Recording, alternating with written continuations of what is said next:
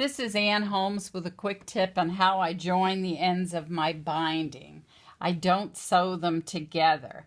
What I do is I keep an easy angle by my sewing machine. This is the right side. I open the binding up and drew a line and cut that off.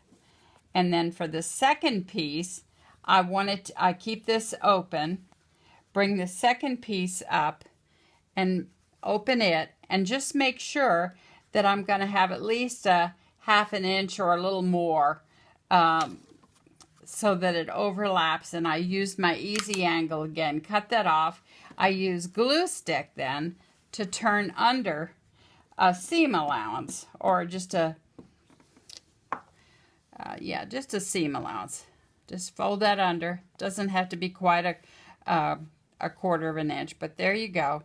And so then I just fold these two pieces in half again and stick that right inside there.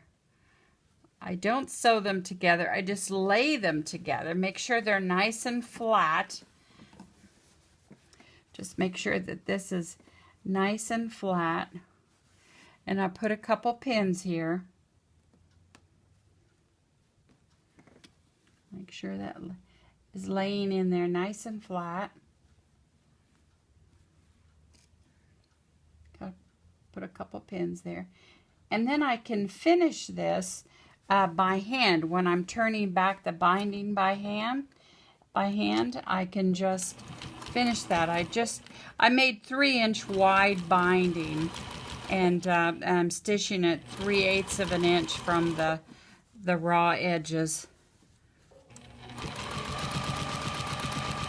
So that's it. Then I turn, when I'm turning the hem back, that's when I slip stitch the diagonals. So then my binding is all finished.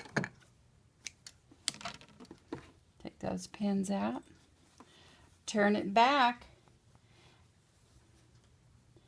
and there you go. And I can just finish that when I'm turning back the hand by hand. I just put a couple slip stitches in there.